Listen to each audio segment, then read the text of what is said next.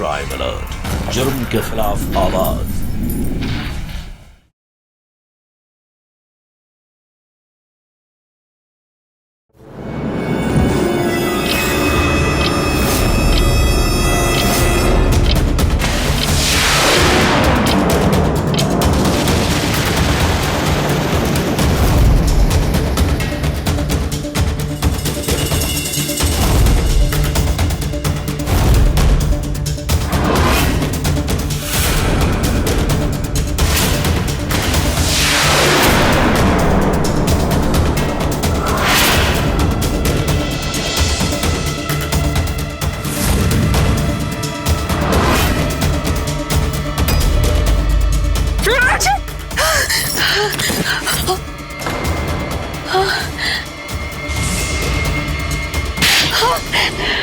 रात के 2 बजे सोती हुई एक औरत के कमरे में सिर्फ उसका पति प्रवेश कर सकता है, लेकिन यहां जिस तरह से आदमी कमरे में दाखिल हुआ उससे ये साफ जाहिर हो रहा है कि ये उसका पति नहीं, कोई और है। आखिर कौन है ये शख्स और इस तरह कमरे में आकर एक सोती हुई औरत के साथ ऐसी घिनौनी हरकत करने की उसकी हिम्मत कैसे हुई? और यही नहीं, इस कमरे में एक दूसरा शख्स भी मौजूद है। आखिर क्या है इस घटना का सच? ये जानने के लिए आइए चलते हैं कुछ समय पहले।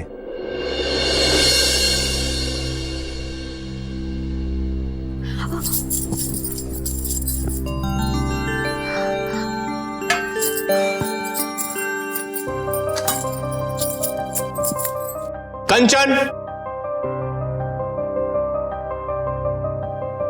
कंचन कितना टाइम लगाओगी? जी आई।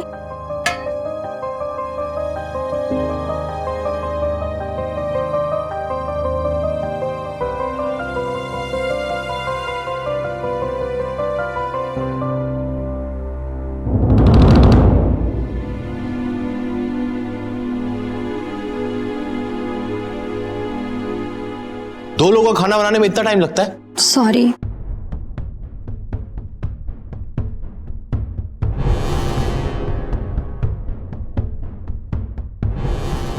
कैसे सर्व कर रही हो? कहां ध्यान है तुम्हारा?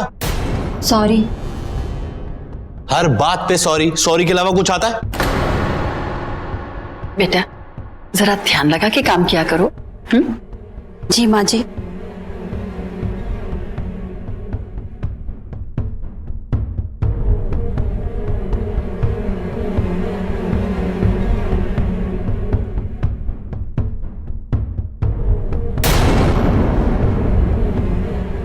अब क्या हुआ? हाथ आगे करो। हाथ आगे करो कंचन।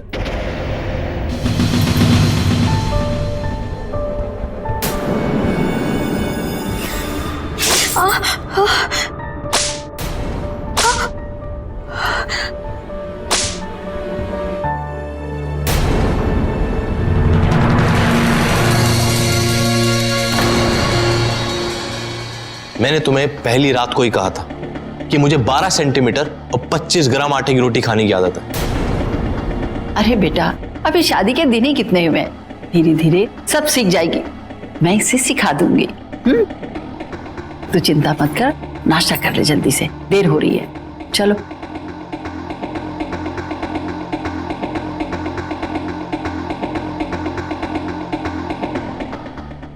इंजीनियर है ना मेरा बेटा, हर चीज नाप तोल के इस्तेमाल करने की आदत है इसकी। ये बचपन से ही ऐसा है। मैं भी इसके लिए 12 सेंटीमीटर की रोटी बनाती हूं। तुम भी बेटा सब सीख जाओगी, मैं तुम्हें सब सिखा दूंगी। देखिए बेटा ज्यादा तो नहीं लगा? बहू जाकर बर्फ लगा लो, मैं बाद में नाश्ता कर लूंगी।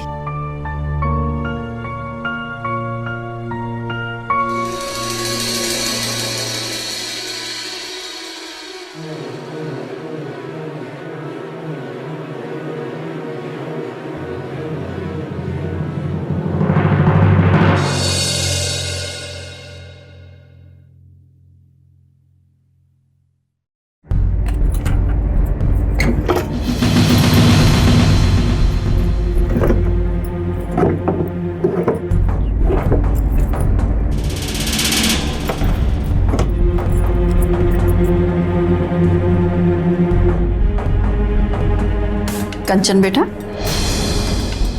अब क्या ढूंढ रही हो बेटा? अब माँ जी, कल रात को मैंने यहाँ ज्वेलरी निकाल के रखी थी, पता नहीं मिल नहीं रही है। तुमको तुम्हारे मायके से कितने महंगे गहने मिले हैं, इधर उधर मत डाला करो। फिर घर में नौकरानी भी आती रहती है, और फिर सुरेश के साइड के लेवर्स भी आते जाते रहते हैं। ये तो कहो अच्छा हुआ कि हमारी नजर पड़ गई। मैंने उन गहनों को अपनी अलमारी में रख लिया। अब जब भी कभी शादी ब्याह में तुम्हें जरूरत हो ना, तो मांग लेना हमसे।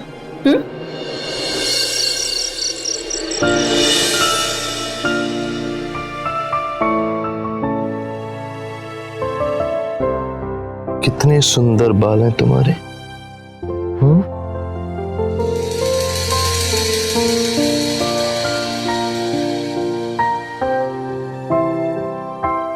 दर्द हुआ था, यहां लगी थी।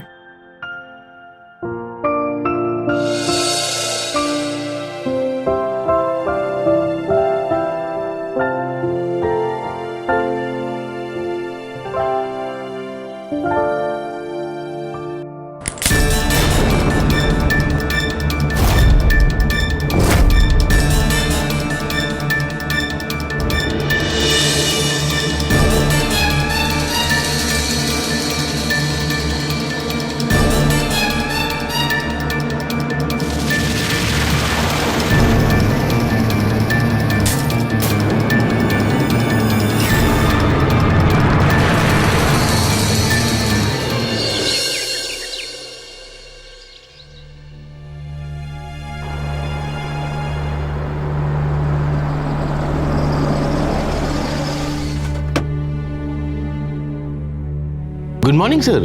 Very good morning. आप यहाँ? हाँ,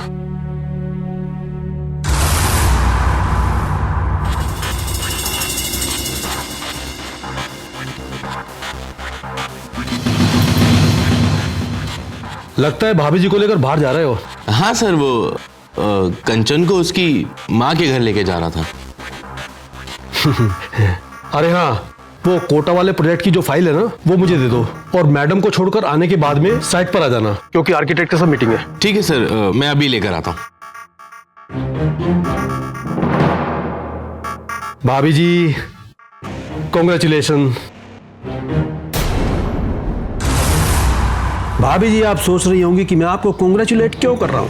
सच बताऊं, सुरेश बहुत लकी है कि उसको आप जैसी खूबसूरत बीवी मिली है।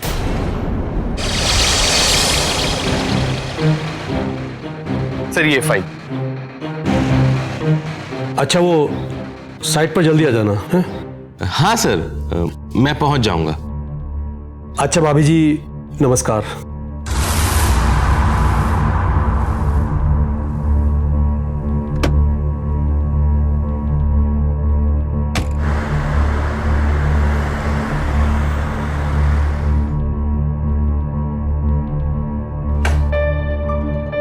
बैठो।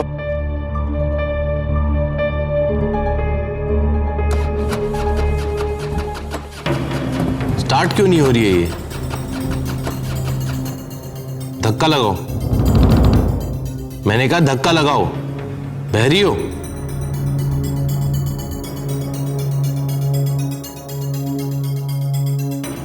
लगाओ।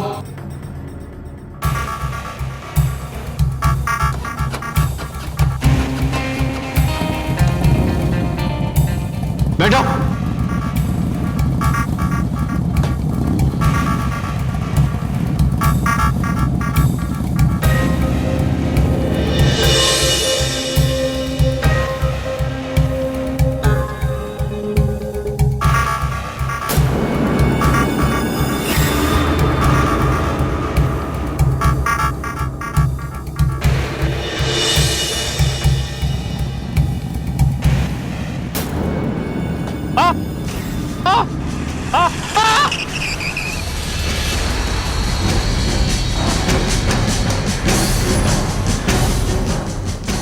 अरे अरे अरे अरे, तुम तो गिर गई।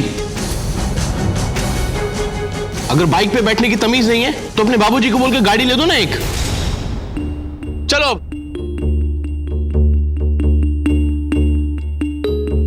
बैठो। ठीक से बैठना। ये तो अच्छा हुआ पीछे से कोई ट्रक नहीं आ रहा था, वरना न जाने क्या हो जाता। मेरा एक दोस्त है ऑफिस में, अमित, उसके साथ भी यही हुआ था। वो अपनी बीवी के साथ हाईवे पे जा रहा था, अचानक से पीछे से ट्रक आया और जोर से टक्कर लगी।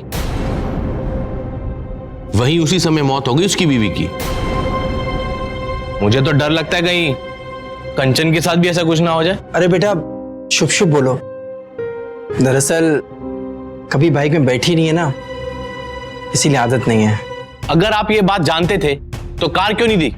कार दे देते।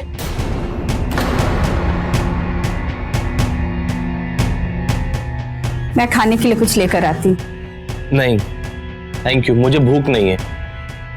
वैसे मुझे लेट हो रहा है, मुझे साइट पर जाना है।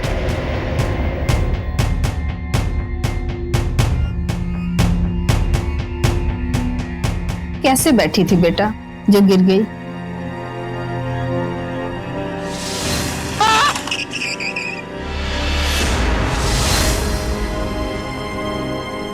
पता नहीं माँ।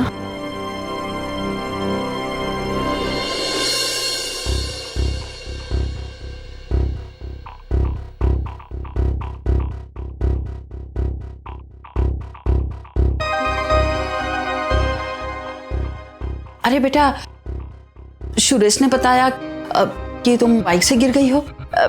चोट तो नहीं आई तुम्हें ज्यादा? नहीं माँ जी, बस मामूली सी चोट है, टिटनेस के इंजेक्शन लगवा लिए हैं। आप टेंशन मत लीजिए। तुमने बहुत अच्छा किया कि इंजेक्शन लगवा लिया है। और हाँ, सुरेश कह रहा था कि तुम्हारे पिताजी कार देने वाले हैं। नहीं माँ जी, ऐसी तो कोई बात नहीं है। मेरे मम्मी पापा कार कहाँ से देंगे? वैसे भी उन्होंने अपने हैसियत से कहीं ज्यादा मुझे कुछ दिया है। ये तो तुमने बहुत अच्छा किया बहू तुमने, कि अपने घर में नहीं बताया, वरना सारे लोग टेंशन में आ जाते। अच्छा, सुरेश आने वाला है, जाओ जल्दी से खाना तैयार कर दो। जी माँ जी। जा। अरे बहू, वो रोटी 12 सेंटीमीटर से ज्यादा बड़ी ना बनाना, याद रखना।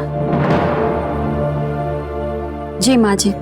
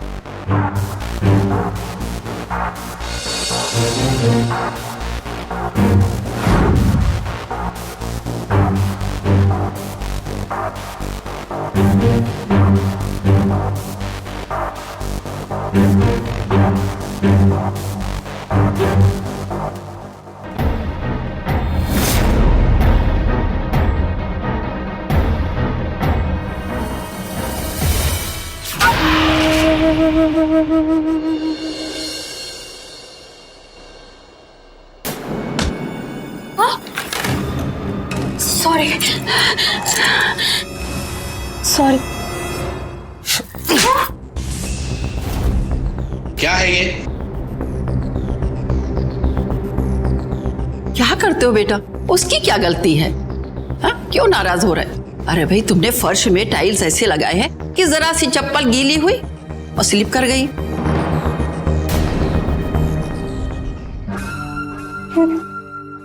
चप्पल उतार, चप्पल उतार।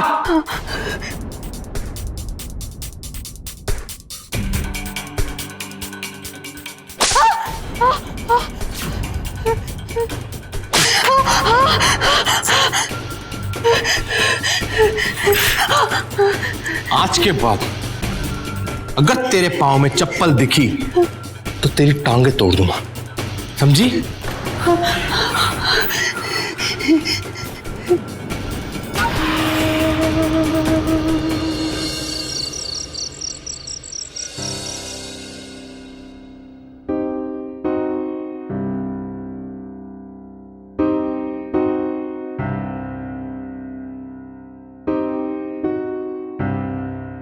बैठ।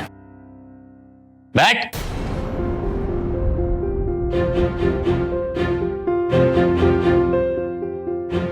ऊपर बैठ, ठीक से बैठ।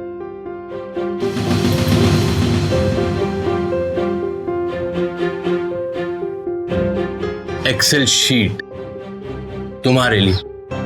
पकड़ पकड़।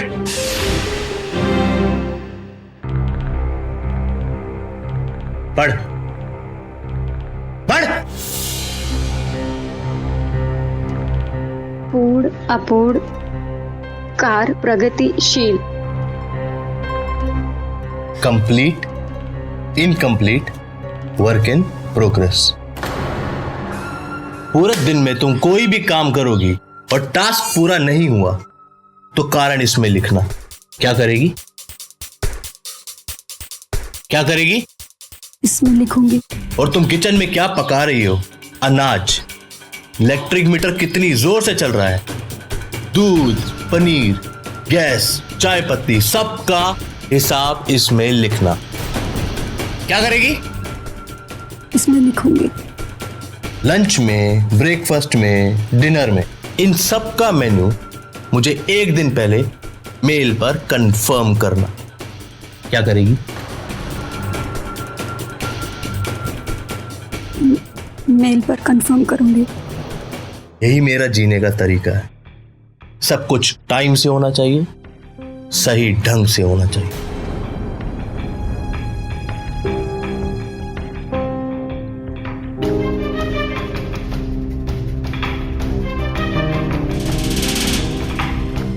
इधर देख।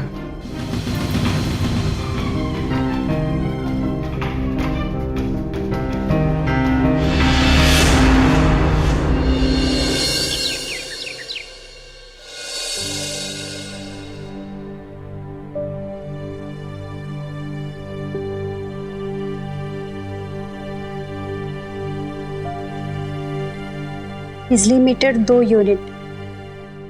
सब्जी 2.5 किलो। दूध 1.5 लीटर। आलू 300 ग्राम। प्याज 200 ग्राम। अदरक 10 ग्राम। चाय पत्ती 30 ग्राम। वाटर मीटर रीडिंग तेरा बाप लिखेगा।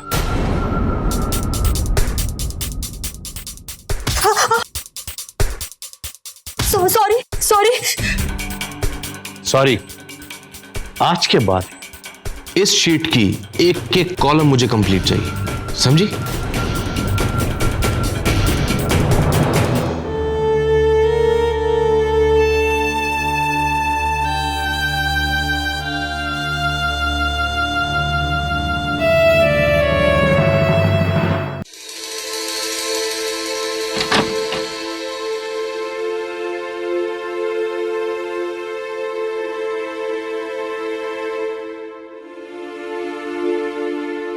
कंचन,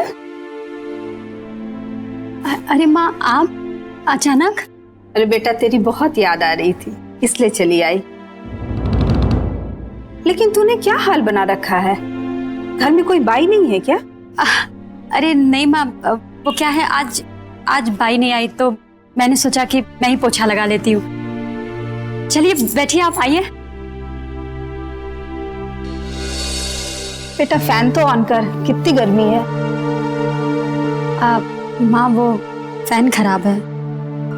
अब मैं आपके लिए पानी लेकर आती हूँ। अच्छा बेटा, पहले मेरे पास तो बैठ। हाँ बैठ।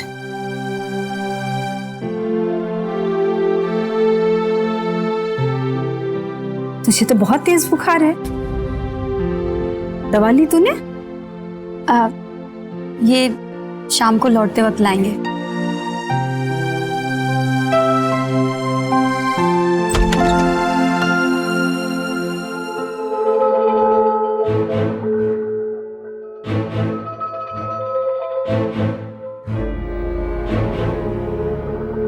कुछ लाई हो अपनी बेटी के लिए या खाली हाथ चली आई?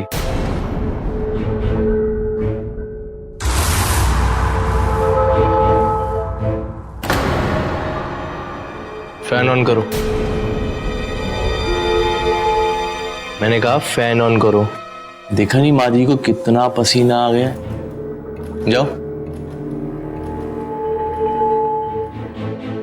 बेटा कंचन के लिए दवा लाए? दवाई? कैसी दवाई? उससे तो बहुत तेज बुखार है। ये तो हमेशा ही बीमार रहती है। इसका क्या है? एक कप चाय बनाओ हमारे लिए।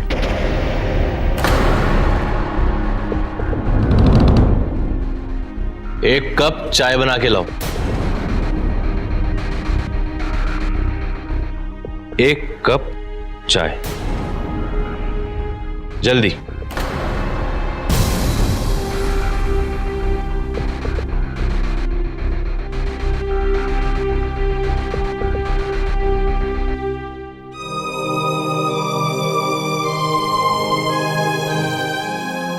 बेटा ये उदास नहीं होते हैं बेटा, सब ठीक हो जाएगा।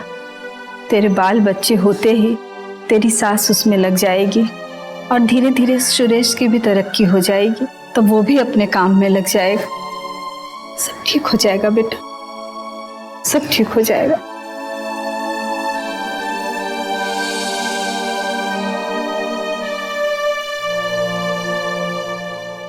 सुरेश मानसिक रूप से एक विकृत इंसान था और उसकी सनक दिन ब दिन बढ़ती ही जा रही थी और कंचन उसकी हर सनक को अपना पत्नी धर्म समझकर सहती जा रही थी। उसकी मां शोभा और पिता कमलनाथ भी कंचन की हालत देख उसे यही समझाते रहे कि बेटी धीरे धीरे सब ठीक हो जाएगा। मां बाप की ये झूठी तसल्ली कंचन के चारों ओर एक ऐसा जाल बुन रही थी कि जिससे बाहर निकलना कंचन के लिए मुश्किल होता जा रहा था। कंचन के माँ बाप यदि समय रहते सचेत हो जाते और उसे झूठी तसल्ली देने की बजाय उसका कोई सही रास्ता निकालते तो कंचन उस भयानक पीड़ा से बच जाती जो सुरेश अब उसे देने वाला था।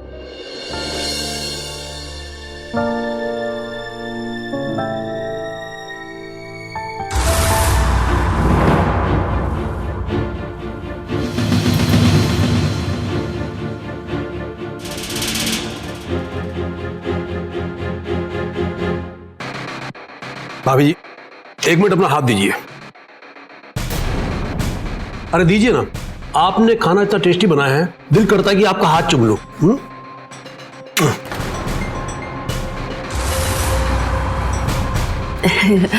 जब से कंचन घर में आई है ना, हम तो होटल जाने ही भूल गए। ऐसा टेस्ट कहीं मिलता ही नहीं है।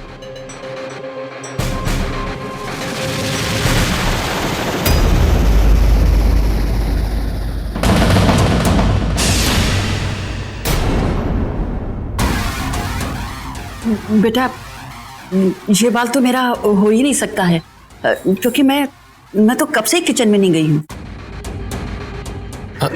सर अब खाना कीजिए ना, मैं एक मिनट आता हूँ।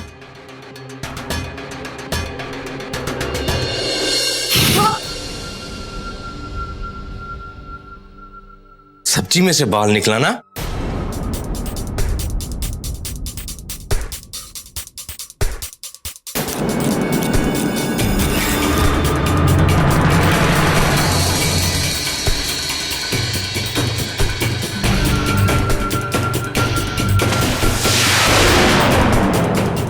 आज के बाद कोई भी गलती करी तो तेरे सारे बाल काट दूंगा और कंचा कर दूंगा, समझी?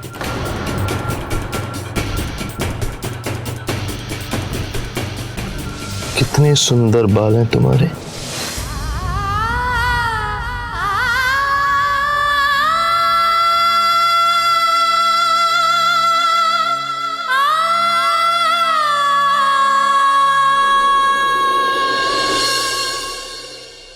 हाँ सुरेश, कहां पर हो तुम?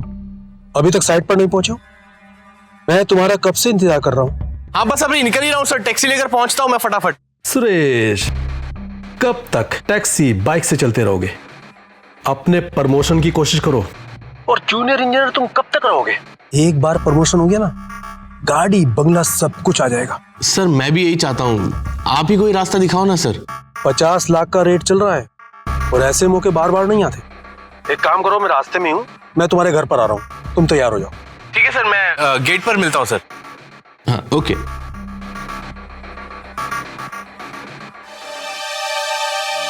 कंचन, कंचन मेरा बैग कहाँ है?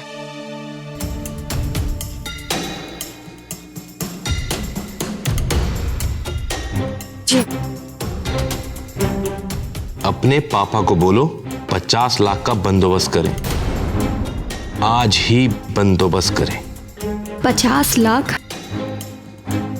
आप समझने की कोशिश कीजिए, पापा 50 लाख रुपए नहीं दे पाएंगे। वैसे भी शादी में आप लोगों ने जितना मांगा उन्होंने दिया, और आपके पढ़ाई के लोन 12 लाख वही चुका रहे हैं। अब उनके पास पेंशन के अलावा और कोई पैसे नहीं है, वो नहीं दे पाएंगे। घर घर तो है, घर को बेचो, पैसा 50 लाख। हाँ मैं ऐसा नहीं कर सकती। क्या क्या क्या बोली? हाँ? जवाब देती है? निकल इस घर से, प्लीज निकल। प्लीज आप ऐसा मत कीजिए। आप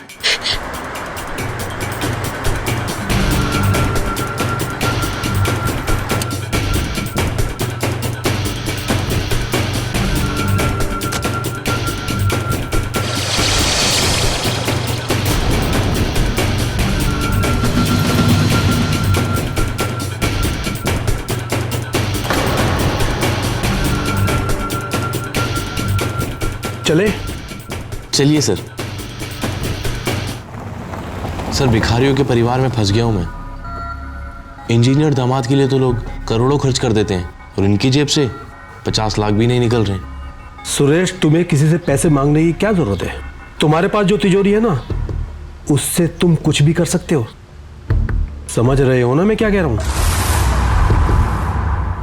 अच्छा एक बात बताओ, डिनर पर कब बुला रहे हो?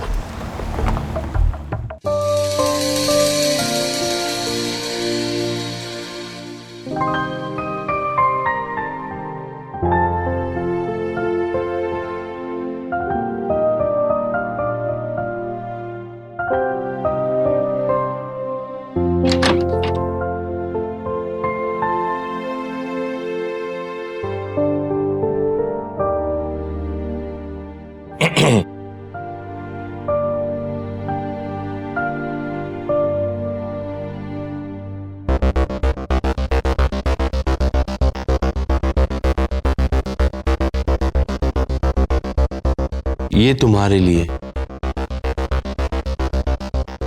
लो।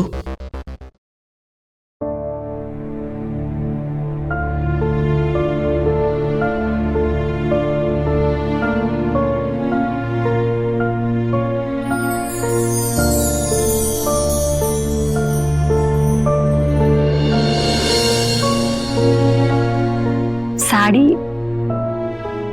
बहुत सुंदर है।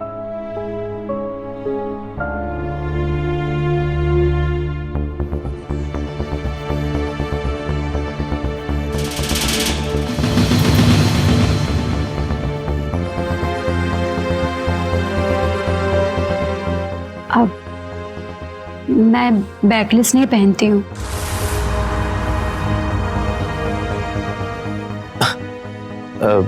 रात को मेरे बॉस आ रहे हैं खाने पर, तुम यही साड़ी पहन के अच्छे से तैयार होना, अभी जाके खाने की तैयारी करो।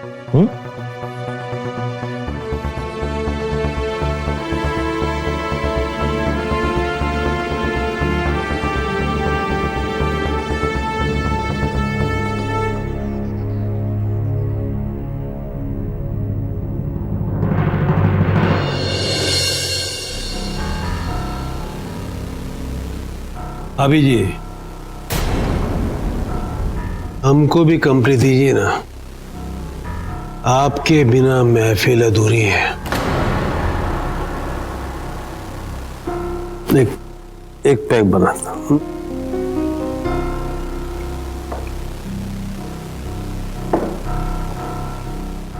ये लीजिए। जी मैं नहीं पीती हूँ। अरे बैठ जाओ। आपके लिए तो दोहरी खुशी है, आपके इस पति को प्रमोशन मिलने वाली है। पिलाओ। लो लो।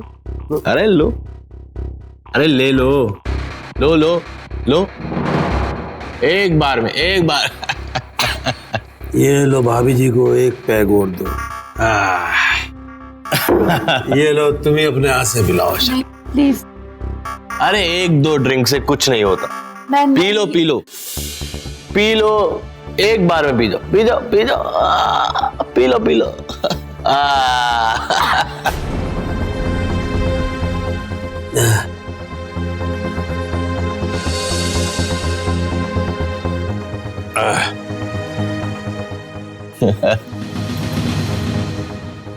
मैं चेंज करने जाती हूँ। जाओ।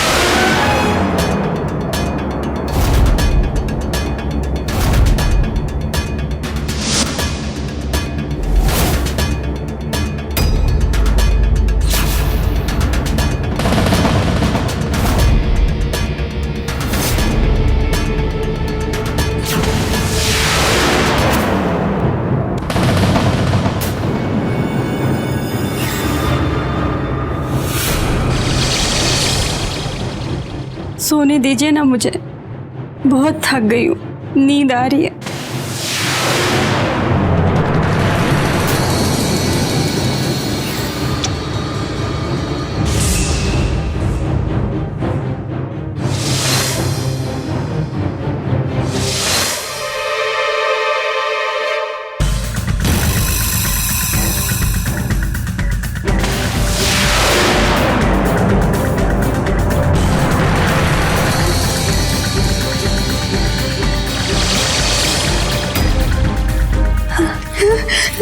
छोड़ो मुझे, छोड़ो मुझे।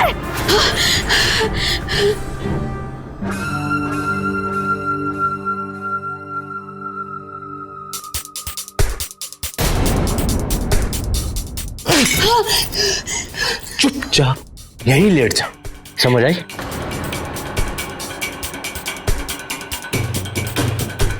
सर अब ये कुछ नहीं कहेगी, मैं बाहर से कुंडी मार देता हूं।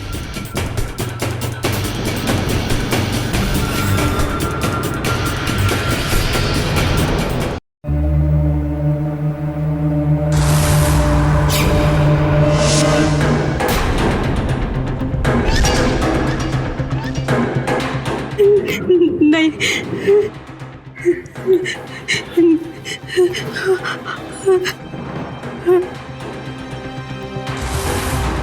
नहीं।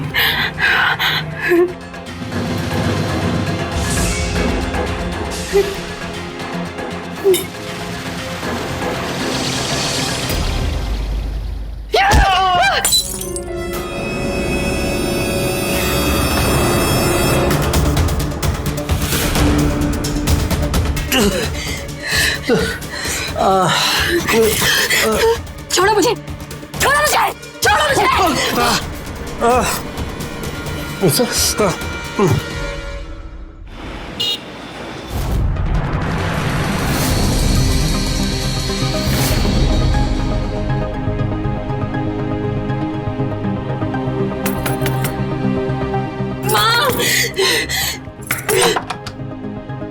कंचन, क्या हुआ बेटा?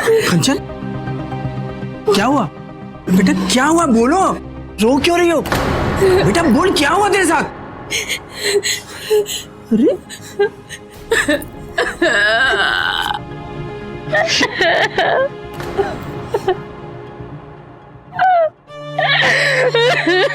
बेटा सूरज से झगड़ा हुआ क्या? बेटा बोलो, सूरज के घर में झगड़ा हुआ क्या? अंदर अंदर ले चल बेटा, अंदर रो मत। चल। चिंता मत करो बेटा, सब ठीक हो जाएगा। हाँ बेटा, तेरी माँ बिल्कुल सही कह रही है, तुझे कुछ नहीं होगा, हम लोग हैं ना साथ तेरे।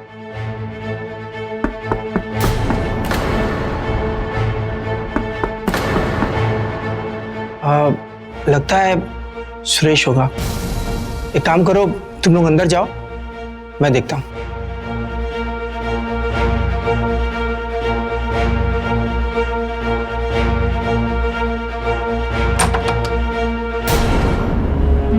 इंस्पेक्टर साहब आप? जी, मिस्टर सुरेश ने ये रिपोर्ट लिखवाई है कि उनकी पत्नी ने उनके बॉस पे जानलेवा हमला किया है और घर से काफी रुपए पैसे लेकर भागी है। बताइए कहाँ है वो? इंस्पेक्टर साहब, कंचन यहाँ नहीं आई है। अभी पता चल जाएगा। हवलदार, पूरे घर की अच्छे से तलाशी लो। अरे उधर भी देखो। अरे इंस्पेक्टर साहब, मैं कह रहा हूँ कंचन यहाँ पर नहीं आई है। मुझे पता है कंचन कहाँ है। इंस्पेक्टर साहब, आपको जरूर कोई गलत रिपोर्ट मिली होगी, कंचन यहाँ नहीं है। सर पूरा घर ढूंढ लिया लेकिन कंचन कहीं नहीं मिली। देखा, मैं कह रहा हूँ वो यहाँ नहीं है।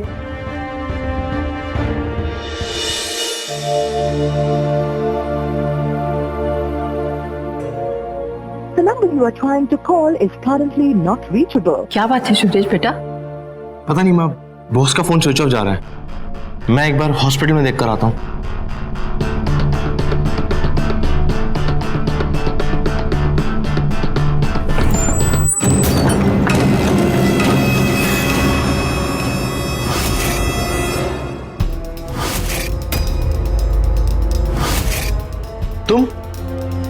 तुम यहाँ कैसे?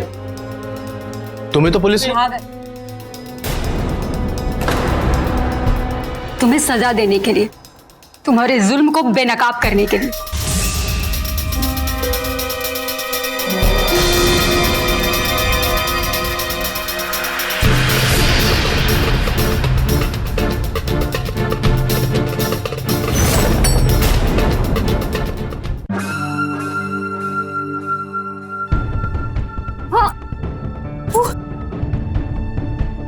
तू बेनकाब करेगी? हैं? तुम इतने नीच आदमी निकलोगे मैंने जिंदगी में नहीं सोचा था। मैं तुम्हारे जुल्म को सिर्फ इसलिए सहती रही क्योंकि मेरी माँ कहती रही कि एक ना एक दिन सब कुछ ठीक हो जाएगा, लेकिन तुमने अपने प्रमोशन के लिए मुझे अपने बॉस के सामने कर दिया। छी। और इस घिनौनी साजिश में तुम्हारी ये माँ भी शामिल थी, जिसे मैं जिंदगी भर माँ माँ कहती रही। तुम लोगों को ना मैं सबके सामने बेनकाब करूंगी। हाँ, बेनकाब कर दूंगी आप लोगों को। हाँ, बहुत बकवास कर रही है, वो बंद करो इसका।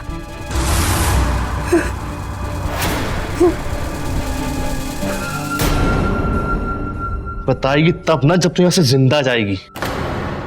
अगर मेरे प्रमोशन के लिए एक रात तू मेरे बॉस के साथ सो जाती तो तेरा क्या जाता है?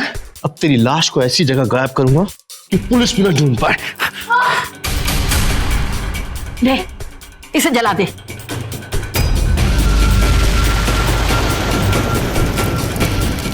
जला दो इसे, जला दे इसे, जला दे इसे।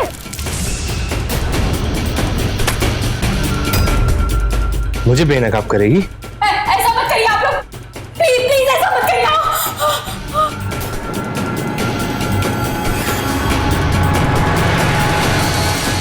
आइए इंस्पेक्टर साहब, आइए। सुरेश, रुक जाओ।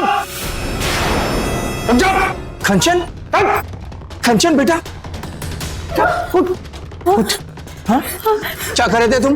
हाँ, क्या कर रहे थे इसके साथ? कंचन, तुम ठीक हो ना? हाँ?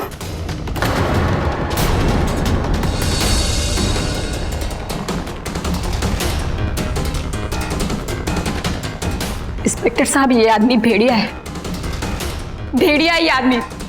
इस आदमी ने अपने प्रमोशन के लिए मुझे अपने बॉस के सामने कर दिया। ये आदमी जीने के काबिल नहीं। हाँ?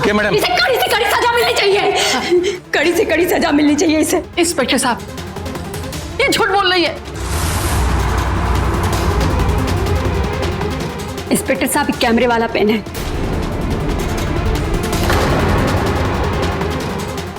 इसमें इनकी सारी करतूतें रिकॉर्ड हो गई है। आप चाहे तो इसे देख सकते हैं।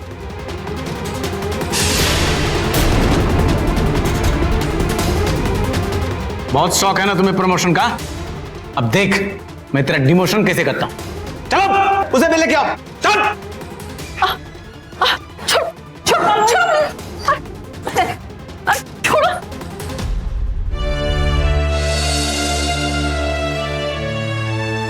कंचन बेटा तो ठीक तो है ना?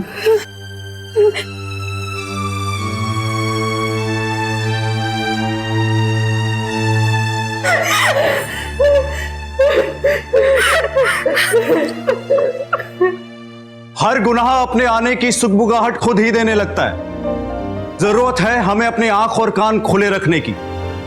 जुर्म की पहली दस्तक पर ही यदि हम सचेत हो जाए तो जुर्म कभी ना पनपने पाए। किसी भी जुर्म को चुपचाप सहते रहना और उसका विरोध ना करना भी एक जुर्म है। कंचन ने अगर अपने पति के अत्याचारों के खिलाफ पहले ही आवाज उठाई होती तो बात इस हद तक ना जाती। बेटियों को अक्सर निभाने और बर्दाश्त करने की सलाह दी जाती है और अक्सर ऐसे मामले ही अपराधी केस बनते हैं। कंचन के घर वालों ने अगर कंचन को निभाने की सलाह देने की बजाय उसके पति सुरेश के खिलाफ पुलिस कंप्लेंट की होती तो सुरेश की हिम्मत अपनी पत्नी को इतनी यातना देने की और उसका सौदा करने की कभी नहीं होती। याद रखिए, आपकी खामोशी आपके खिलाफ हो रहे अपराध के हौसले को ताकत देती है। इसलिए निडर होकर जुर्म का सामना कीजिए। इसी के साथ मैं गिरीश जैन क्राइम अलर्ट के इस एपिसोड में आपसे विदा लेता हूं। फिर मिलूंगा ऐसी एक सच्ची घटना के साथ। तब तक बी अलर्ट, बी सेफ।